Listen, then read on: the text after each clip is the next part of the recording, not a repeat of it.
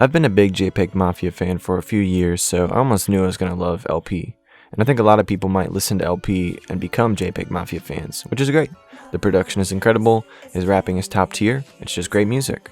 I'm really glad that more people are paying attention to Peggy. With each project, he gains more and more fans. But if you know Peggy and what he represents, he literally does not care who listens. He just really likes making the music. Once you know that, you can take a dive into what he's actually trying to release into his art. Music is therapy for a lot of artists, so I always like to comprehend the emotions of an album. I could sit here and tell you why this album is good, but tons of other people could do that.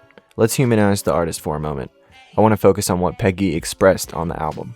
LP features a lot of anger, and Peggy is known as an angry guy, but this anger feels very directed. Many times he mentions the weak-ass men who don't like him. This phrase could be applied to many people, and based on his recent gripes, it's with other rappers, his now former label, and the media. Peggy is absolutely someone who feels misunderstood. If you know his story, his life consists of a lot of trauma.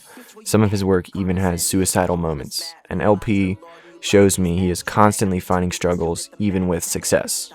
This album is like a sine curve, up and down throughout. There's moments like the opening track where he says, "I'm looking good, I'm feeling nice."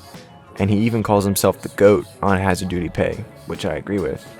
It's good he's praising himself, but could he be doing that to cover up insecurities? Now, I'm not a fucking therapist, so I don't really know what I'm talking about. With that being said, you can see Peggy is absolutely going through a variety of emotions. In one line he says, "You thought I forgot, but I'm never letting go." I don't know if that's healthy, to be quite honest. So let's take a moment to realize that Peggy has a lot going on. Fame doesn't lead to happiness, and neither does money. We are all fighting something. But artists get treated as if they are invincible. Too often I see people slap a score on an album and explain why they enjoyed it or didn't. And yeah, that's a popular thing to do now. But I don't think artists give a fuck what you score their album.